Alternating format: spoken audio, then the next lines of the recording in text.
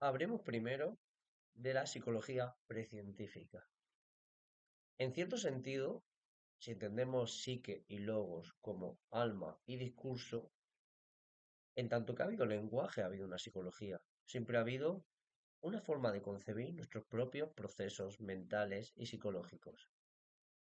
Si ya nos vamos al significado de logos como discurso racional, sin duda habría que esperar mucho después para encontrar una psicología estricta.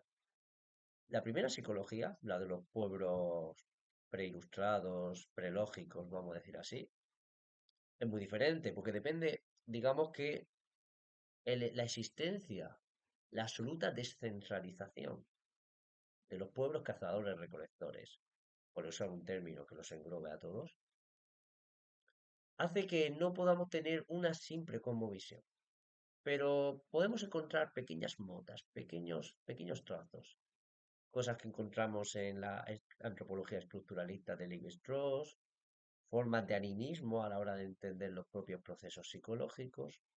Y además es interesante, porque nos lleva a la cuestión de la hiperstición, o sea, cómo la cultura funciona como una profecía autocumplida. O sea, la cultura no es solo un mapa sobre la realidad que puede ser más o menos erróneo, sino que es un mapa que busca replicarse, busca generar su propia realidad. Eso lo ilustra muy bien mi admirado y fallecido Robert Anton Wilson en Prometheus Rising. En esta obra, en esta obra, Rowe señala lo siguiente. Nos dice, existen dos grandes fuerzas, el pensador y el demostrador. El pensador es cualquier forma de creación cultural, cualquier mapa sobre la realidad que nos hagamos. Y el demostrador es esa fuerza operante que hace que intentemos encajar ese mapa como un lecho de Procusto. Os recomiendo en ese sentido, hay un libro de aforismo de Nassim Nicholas Taleb, que es El lecho de Procusto, que es una denuncia del intento de encajar nuestras ideas con la realidad. Pues bien, existe esa fuerza, el pensador y el demostrador. Pues bien, en la psique humana sucede eso. Por eso hay una etnogénesis de las enfermedades mentales. Esto no es solo, oh Dios mío, un pueblo primitivo. Por ejemplo, había una enfermedad famosa, el amok, que era una especie de furia guerrera primitiva. Pero no. Seguramente muchas de las enfermedades mentales que nos asolan tengan una no pequeña porción de etnogénesis. Somos seres culturales. Anorexia, trastorno límite de la personalidad. No será raro que con el cambio, cuando suframos un cambio epocal, las veamos con distancia y digamos, ¿esto de dónde ha venido? ¿De dónde ha surgido? Esta psicología, la primera exposición de una psicología filosófica, que yo sepa, lo encontramos en Platón, con su metáfora del auriga. O sea, el alma es como un carro tirado por dos caballos, donde el jinete es el alma que conduce y se enfrenta a dos fuerzas. Un lado el caballo negro, que son los impulsos concupiscibles, diríamos. O sea, el sexo, la comida, el afán de riquezas. Y por otro lado, el caballo blanco, que también serían otros impulsos, pero son impulsos guerreros, virtuosos, nobles. La areteo homérica. Entonces, el áurica juega con esas dos fuerzas. Creo que aquí Platón, aunque está siendo sin duda dualista, es muy agudo, porque sabe que siempre tenemos que jugar con el deseo. O sea, el santo no se da en el vacío. No es posible ser etérico, escaparse de la realidad, sino que tiene que jugar con lo que la realidad te da. Creo que eso sigue siendo un buen consejo. Tómenlo. Pues bien, ya después de Platón, cuya psicología del Auriga además produce una equivalencia política en la que aquel que se deja llevar por el caballo negro es de la clase productora, aquellos que tienen fuerza en el caballo blanco son los guerreros, y el rey filósofo sería el Auriga. Se produce una equivalencia antropológica y política. Pues bien, no nos quedamos solo ahí, aunque es interesante y esto tiene muchas ramificaciones en la actualidad, porque bueno, ¿qué es la meritocracia? Sino una psicologización de la jerarquía política. Cuando te dicen haber estudiado es, estamos arriba, los que nos controlamos, los que nos sentamos, los que pusimos los codos, Y después estáis los que no estudiaste, y por eso tenéis que trabajar. Seguimos en el mismo modelo, seguimos siendo platónicos, aunque no lo sepamos. Se nos ha colado el platonismo por muchos sitios. Porque el platonismo, como primer gran discurso lógico y político que conservamos sobre una sociedad organizada, sigue teniendo muchos esquemas que seguimos conservando porque seguimos siendo una sociedad sedentaria organizada. Se repiten los esquemas, se repiten los motivos, se repiten las imágenes. Bien, después llegamos a Aristóteles. Con Aristóteles es interesante porque Aristóteles intenta escapar del dualismo platónico, al cual va a criticar, y hacerlo más integrado, más sensible, más observacional. Podríamos decir, que muchos me van a odiar por decir esto, que Aristóteles es un platonismo más empírico. Pues bien, Aristóteles considera que el alma es el principio organizativo de lo vivo. Y dentro de ese alma hay facultades. Esto es interesante porque sigue estando un poco en la psicología pop y en la neurociencia y en el neurocentrismo que hablaremos ahora. Es como si el ser humano tuviera habilidades. Aquí está la voluntad, aquí está la imaginación, aquí está la sensibilidad. Esto se verá muy criticado posteriormente. Esto durará durante mucho tiempo. Tenemos que esperar hasta casi la modernidad, porque los medievales lo que van a hacer, y en este sentido muy interesante a los medievales, es coger al maestro Aristóteles y refinarlo, llevarlo hasta sus últimas consecuencias. Pero, y en esto yo estoy con Hegel, cuando el pensamiento adquiere esa autonomía y llevamos el pensamiento a sus propias conclusiones, acaba en contradicción. El ser termina que, por ejemplo, dice Hegel, el ser, cuando hablamos del ser en abstracto, es tan vacío que acaba siendo nada. Evolución dialéctica. Es lo bonito de la neusfera.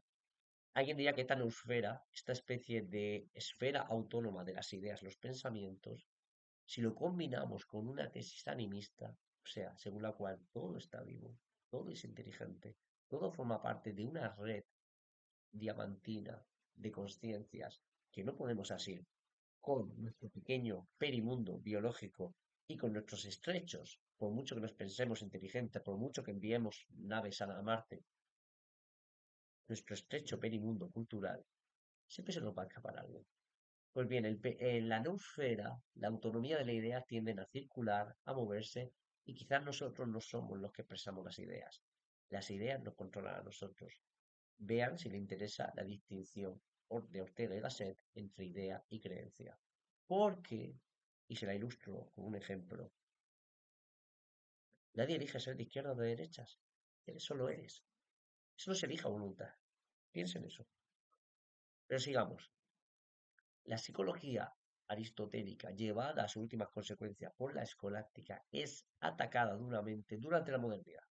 Durante la modernidad, tanto desde el lado de los racionalistas como de los empiristas, distinción de la historia de la filosofía, que es tan útil como falsa, porque en fin, porque es demasiado esquemática, pero bueno, por mor de la argumentación, o como dirían los italianos, se non è vero e ben trovato. Seguimos. Es atacada esta psicología de las facultades aristotélica por el racionalismo y el empirismo.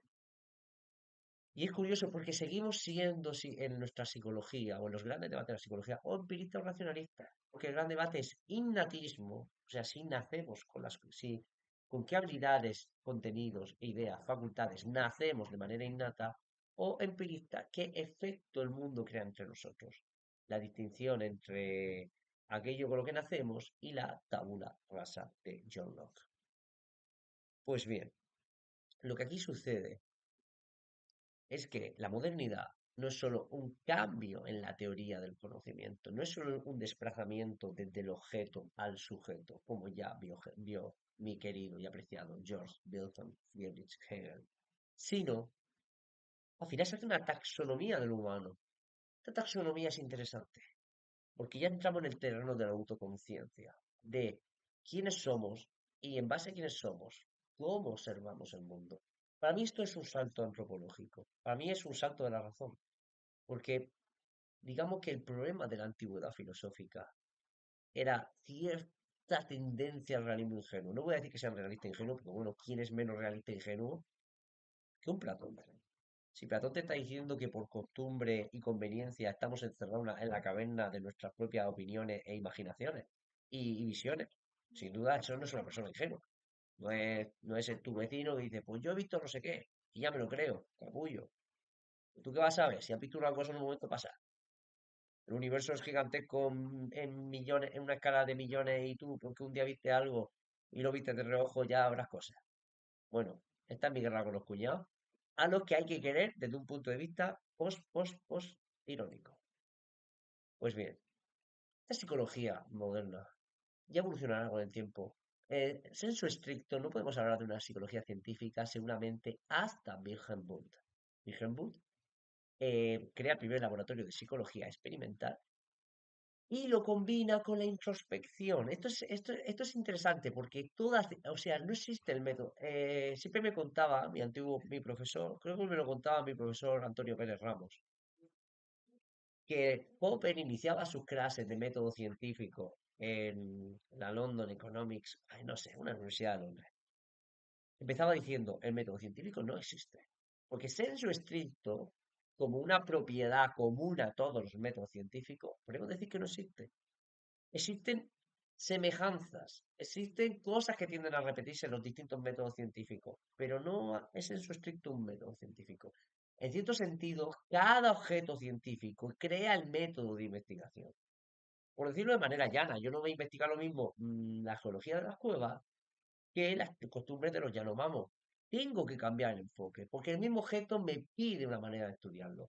Esa manera bueno, hay cosas que se repiten, ya lo he dicho, conocimiento crítico, revisión del método, intentar experimentar en lo posible, pero claro, ¿qué método experimental hay en matemáticas? ¿Puedo hacer un doble ciego en antropología? No.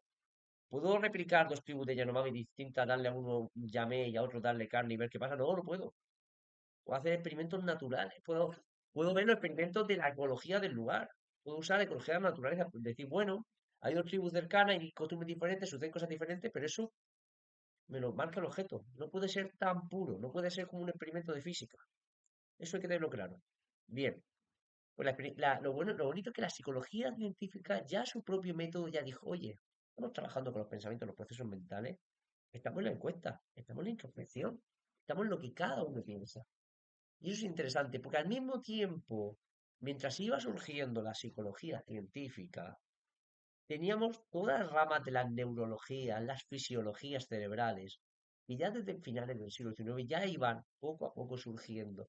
Es algo que va paralelo, pero que tiende a entrecruzarse con la psicología. Y veremos el entrecruzamiento obvio en Pavlov, que Pavlov, la gente está muy equivocada a pensar que era un conductista, aunque los conductistas lo cogen.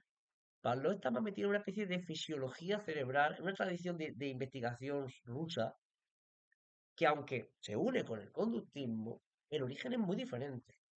Es interesante porque estas tradiciones, a la que muchos, a la que muchos cientificistas duros consideran científica, porque al final esta es, veo este centro cerebral, toco esta cosa, sucede esta cosa, da cierta paz y conecta mucho con el positivismo científico. Pero el problema, y creo que estoy de acuerdo, aquí estoy de acuerdo con una temprana crítica de Hegel a la frenología. Porque ahora, aunque ahora la frenología la consideramos una pseudociencia, era puntero en la época, era lo que había. Pues bien, Hegel dice, ¿cómo podemos? Hegel, al final lo que critica es el salto que hay entre observar el cerebro y lo que el cerebro hace. Y yo estoy de acuerdo. Hay cierta emergencia, siempre hay cierto salto. Al final todos los reduccionismos se quedan cortos. Esto es lo que le pasa, porque siempre va a existir los intentos del positivismo. A ver, el positivismo, que nace con Auguste Comte, al final es un hijo del empirismo, pero el problema del empirismo es que David Hume, que es su exponente culmen, lo lleva a sus últimas consecuencias. Entonces acaba una especie de diletantismo, acaba una especie de escepticismo, es demasiado juguetón. Y al final la ciencia tiene que ser productiva, industrial. En cierto sentido, Giscon es el filósofo de la revolución. Si tuviera que elegir un filósofo de la revolución industrial, elegiría a Giscon. Y ya Marx sería el crítico dialéctico de esa filosofía de la revolución industrial. Pues bien, Comte al final crea una filosofía de la sociedad, que es lo que llamamos sociología, crea casi una religión. Y crea una filosofía de la historia, que además es muy interesante cuando él habla del método de la religión, de la metafísica y de la filosofía, cuando habla de cómo cada uno concibe la realidad, porque además le da cierto respeto a los estadios previos. O sea, entiende que el ser humano, por ejemplo, cuando conoce el mundo, necesariamente proyecta en los demás. Entonces proyecta sus cuitas psicológicas en lo natural. Eso no solo lo hacen los Shazam de que estudió Evans Pritch, ¿cómo se llamaba este? Ya no me acuerdo. Los Shazam de Etiopía, Evans Pritchard creo que era. Ese que ya se me olvidan los nombres de la gente. En fin, antropólogos. Señores serios ingleses que se iban a estudiar los negros. Bien, no es una cosa de los Shazam a mi juicio, a mi juicio, el pensamiento mágico sigue operando y este auge postfascista, esta caída del orden liberal que estamos viendo con la victoria absolutamente aplastante del Rey Naranja, a.k.a. Donald Trump, es un ejemplo de un resurgir que nunca se fue el pensamiento mágico, pero es un resurgir de pensamiento mágico que ahora ya no son danzas del sol, ya no es chamani, ya no es recuperación del alma chamánica, no, es memética. ¿Qué no es la memética acaso el triunfo de la imagen? El triunfo de, como he dicho antes, esa noosfera que en cierto sentido podríamos decir que no controlamos nosotros, sino que ella nos controla a nosotros. Esa fucking noosfera que opera por vías extrañas, por vías, como dice Torcuato Luca de Tena, los renglones torcidos de Dios. Pues los renglones torcidos del ser. El logo nos lleva a sitios extraños. Ya la gente lo está pasando mal. Cualquier persona que crea en el logos, cualquier persona como yo que crea en el logos, que la razón es una fuerza luminosa, poderosa, valiosa, que hay que proteger.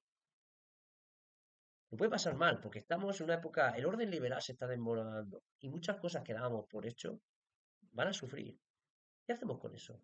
Pues bien, eso entraré en otro sitio, en otras de mis redes sociales. Pero hay que navegar con ello. Hay que crear un logos más inclusivo. Porque en esta evolución que he hecho de la psicología, hay que entender que quizás podemos recuperar cosas del pasado. Por ejemplo, por mucho que hayamos llegado con una visión de los procesos psicológicos como algo, si os dais cuenta, cuando algo se vuelve científico, se impersonaliza, se le quita potencia, se le quita magia, se vuelve un proceso frío, se vuelve un número. Esto es necesario, es parte de la evolución del espíritu. En esto soy absolutamente hegeliano, pero quizás, como dicen los ingleses, hemos tirado al bebé con el agua del baño. Hemos perdido algo valioso al eliminar algo que no queríamos. Quizás, y en esto estoy con muchos exponentes de la Chaos Magic, podemos recuperar procesos animistas que eran útiles para nuestra psique. No hace falta, no hace falta ser un magufo de mierda como yo. Simplemente entender lo siguiente. Nuestro cerebro, nuestra mente inconsciente aún es animista. O sea, yo puedo leer un paper, créemelo, pero mi mente va a seguir pensando en modo animista. Va a seguir pensando que, tengo muchas ganas de comer, como si comer fuera algo que estuviera ahí. Al final el lenguaje nos vuelve animista, al final nuestra manera de ver el mundo nos vuelve animista. Entonces, ¿por qué no recuperar? ¿Por qué no cogerlo y convertirlo en una potencia? En esto, hay que ser espinosistas. A Spinoza le clavaron un cuchillo en el ojo, lo expulsaron de su comunidad, lo exiliaron, vivió en la miseria y aceptó la naturaleza humana tal y como es. No como queremos que sea, que es el vicio del filósofo. Proyectar no solo lo que nosotros pensamos que somos, o sea, al final, una persona como yo que está echando aquí esta chapa inmensa, no soy como los demás. Tengo ciertas tendencias que no tiene la gente contemporánea. Pero no solo eso, sino que encima proyecto como yo pienso que soy, porque yo soy un ser de carne y, en fin, y caigo en mis deseos concupiscibles, cometo pecados sin número, etcétera. Pero yo proyecto quién me gustaría ser o quién a veces pienso que soy en mi narcisismo y en mi ego. Entonces, esta evolución de la psicología que he delineado es sumamente interesante, pero necesariamente tiene que hacer, como diría Terence McKenna, un archaic revival, o sea, un renacer arcaico. Tenemos que recuperar esas potencias, no dejársela en manos de los demás, no dejársela en manos de los albises, de los que meten bulo, de los teóricos de la conspiración y de esos que, como fuerzas liberadas, son una especie de serpiente que quiere destruir todo lo valioso y bueno que tenemos. Pero es que eso, ahí está el problema. Que ya hablando de serpiente me estoy equivocando, porque lo estoy convirtiendo en una sombra, en algo exterior. No es una serpiente, de la serpiente. A la serpiente no se la mata, de la serpiente se aprende. Uno se alía con ella. Uno no destruye el problema, que ya es sujeto, objeto, amigo, enemigo. Entramos en esa dialéctica de mierda. No, aprende de ella. Y ese es el trabajo que tenemos por delante. Y ese es el trabajo en el que yo espero que con mis palabras te haya inspirado.